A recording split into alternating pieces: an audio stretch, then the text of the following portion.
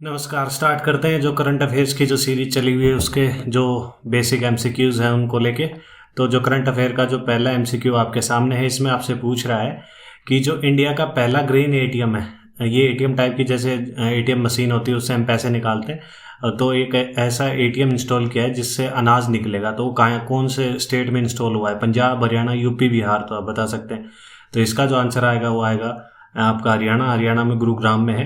ठीक है, तो ये अभी अभी रिसेंट में न्यूज़ में देखा होगा कि जो ग्रीन एटीएम जो फर्स्ट जो कि गुरुग्राम में इंस्टॉल किया गया है। और क्या इससे सभी अनाज निकलेंगे? नहीं, इससे निकलेगा आपका गेहूं निकलेगा, राइस निकलेगी और मिलेट्स निकलेंगे। तो ये तीन जो इससे निकलने वाली हैं, ठीक है, जो कि अनाज निकलेंगे तीन इससे, और ये गुरुग्राम में इंस्टॉल किया गया है। ठीक है, तो ये आपको याद रखना है जो ग्रीन एटीएम जो पहला इंडिया का। ठीक है, सेकंड एमसीक्यू इसमें आपसे पूछ रहा है कि जो वो कौन सी गल्फ कंट्री है जिसने पहली जो गल्फ कंट्री है जिसने अपनी एम्बेसी स्टार्ट की है इजराइल में। देखो, कोई gulf country, Muslim country recognise ही करे इजराइल को एज ए कंट्री, वो काफ़ी बड़ी बात है। और ये कौन सी कंट्री है जो जिसने एम्बेसी खोल दी है पहली? तो सऊदी है, ओमान है, यमीन है, यूएई है। तो इसका जो आंसर आएगा वो आएगा यूएई, जो कि तल अवीव में जो अपनी जो एम्बेसी खोली है इन्होंने इजराइल में। ठीक है, इंडिया की भी वहीं पे है। तो ये जो एकदम में अभी जो ये डेवलपमेंट हुई है कि एकदम में किसी गल्फ कंट्रीज या यूएई ने एकदम से अपनी जो एम्बेसी इसराइल में खोल दी है, ऐसा नहीं हुआ है। क्योंकि अभी बाइडन से पहले जो डोनाल्ड ट्रंप थे उस टाइम पे एक आपने पढ़ा होगा अब्राहम अकॉर्ड साइन हुआ था। तो वो किसके बीच में था? वो भी इसराइल और यूएई के बीच में था। वो बेसिकली इसी चीज़ के लिए था कि किस हिसाब से जो मुस्लिम कंट्रीज़ हैं वो इसराइल को रिकॉग्नाइज करें, उसके साथ ट्रेड करें, उसको एज ए कंट्री एक एक्सेप्ट करें। तो पहली यूएई थी, फिर बहरीन थी, और फिर जो सूडान था। तो इन सब कंट्रीज़ ने रिकॉग्नाइज किया था कि इसराइल एज ए कंट्री। और अब उसका एक आगे फर्दर डेवलपमेंट हम देख रहे हैं कि यूएई ने अपनी एम्बेसी इसराइल में स्टार्ट कर दी है। तो ये आपको याद रखना है, जो यूएई है से जो पहली गल्फ कंट्री बनी है जिसने एम्बेसी इसराइल में खोली है। ठीक है, अभी रिसेंट में ये एमसीक्यू पूछ रहा है कि जो इलेक्ट्रिक बाइक टैक्सी है रिसेंट में अभी कहाँ स्टार्ट की गई है? इंदौर एमपी, वाराणसी यूपी, बेंगलुरु कर्नाटका या चंडीगढ़? तो आप बता सकते हैं। इसका जो आंसर आएगा वो आएगा बेंगलुरु। तो ये अभी रिसेंट में न्यूज़ में था, जो कि कर्नाटका में जो ये स्कीम लॉन्च की गई है और जो कि बाइक टैक्सी स्कीम के बारे में बता रही है। तो ये आपको याद रखना है। ठीक है, फोर्थ एमसीक्यू इसमें आपसे पूछ रहा है कि एक चेरी की एक वैरायटी होती है मिश्री, और ये सबसे ज़्यादा कौन सा स्टेट प्रोड्यूस करता है? तो ये आपको बताना है। तो अरुणाचल है, सिक्किम है, हिमाचल है, JNK। तो इसका जो आंसर आएगा वो आएगा जम्मू एंड कश्मीर। और ये पूरे इंडिया की 95% जो कि अकेला प्रोड्यूस करता है, जो कि मिस्री वैरायटी है चेरी की। और इसका जो पहला जो कंसाइनमेंट है वो एक्सपोर्ट किया गया है दुबई को, इसलिए न्यूज़ में थी।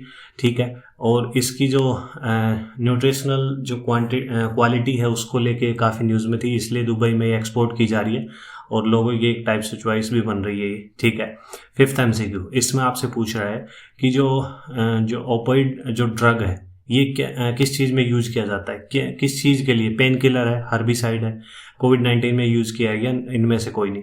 तो इसका जो आंसर आएगा वो आएगा पेन किलर। और ये अभी रिसेंट में न्यूज़ में इसलिए आ गया था कि जो इमिग्रेंट है इंडियन जो कि इटली में वर्क करते हैं, एक हिसाब से वहाँ के जो फार्म्स हैं, बड़े बड़े खेत, उनमें वो वर्क करते हैं।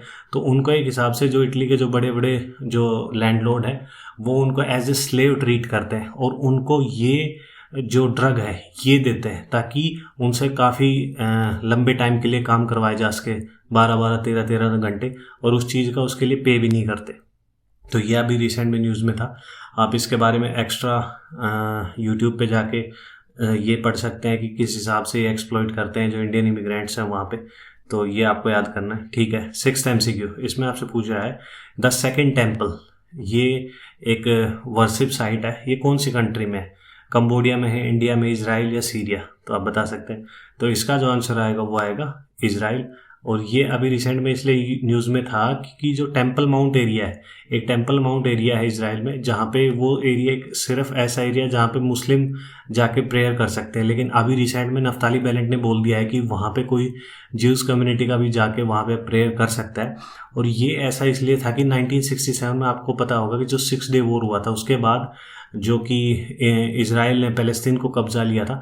लेकिन ये जो एरिया उस टाइम का एग्रीमेंट हुआ था कि ये जो टेम्पल माउंट वाला एरिया है इसमें जो मुस्लिम ही प्रेयर करेंगे और कोई वो दूसरा कोई रिलीजियस जो व्यक्ति है वह एंट्री नहीं करेगा। लेकिन नफ्ताली बेनेट ने कहा है कि इसके नीचे जो हमारा जो सेकंड टेम्पल है जो कि ज्यूस कम्युनिटी से बिलोंग करता है, ये उसको तोड़ के ये चीज़ बनाई गई है, जो कि मॉस्क है, जो अल अक्सा मॉस्क भी हमने देखी थी। तो इसलिए उन्होंने ये चीज़ अलाउ कर दी है। ये अभी काफ़ी कंट्रोवर्सी में चल रहा है, जो काफ़ी जो टर्की पाकिस्तान इस चीज़ को क्रिटिसाइज कर रहे हैं। तो ये आपको याद करना है, जो सेकंड टेम्पल है ये इजराइल से बिलोंग करता है, ठीक है। अभी रिसेंट में ये भी चीज़ न्यूज़ में है, CSTO, यदि इसकी फुल फॉर्म पता है तो आप समझ गए होंगे।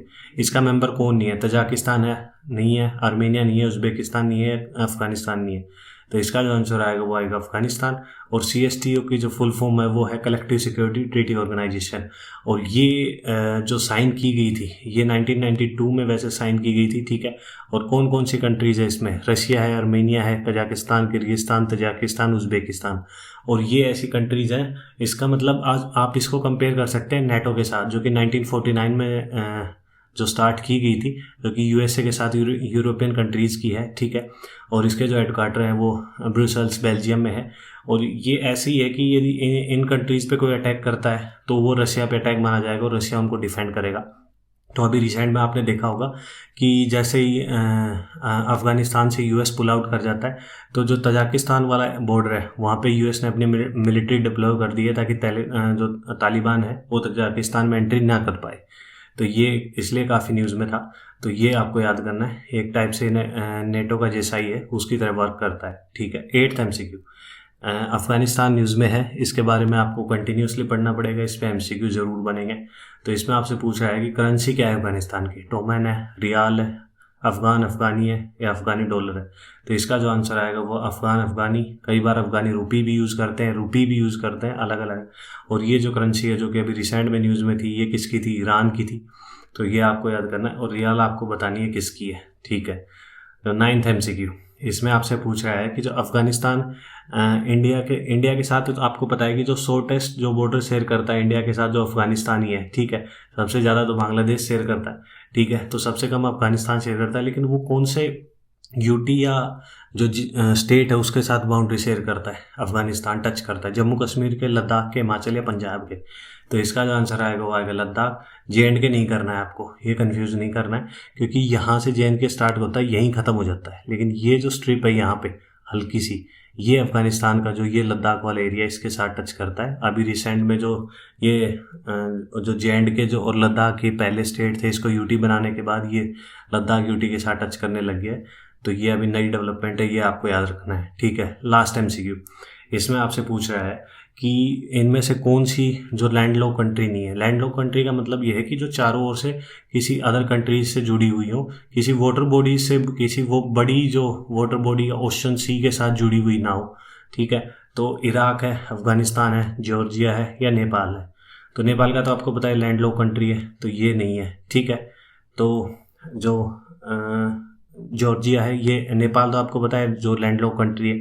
जॉर्जिया में अभी रिसेंट में हमने जो अभी डेवलपमेंट देखी थी वो कि जो एक रानी के जो अवशेष है वो एस जयशंकर जी हैं, उन्होंने प्रोवाइड किए थे। अफगानिस्तान के बारे में आपको पता ही है, ये भी एक लैंडलॉक कंट्री, लेकिन इराक नहीं है। क्यों नहीं है? क्योंकि आप मैप में देखेंगे इसको जूम इन करके, तो यहाँ से इराक का एक एरिया है जो पर्शियन गल्फ के साथ टच करता है और ये इसको वाटर बॉडीज़ के साथ कनेक्ट करता है। इसलिए ये एक जो लैंडलॉक कंट्री नहीं है, ये एक पानी के साथ जो बड़ी पानी की जो बॉडी है उसके साथ अपनी जो बाउंड्री शेयर करता है। तो ये आपको याद रखना है, ठीक है। तो आज के लिए बस यही MCQ थे, यही वीडियो थी। आपको वीडियो अच्छी लगी हो तो लाइक कर सकते हैं, चैनल को सब्सक्राइब कर सकते हैं। थैंक यू, जय हिंद।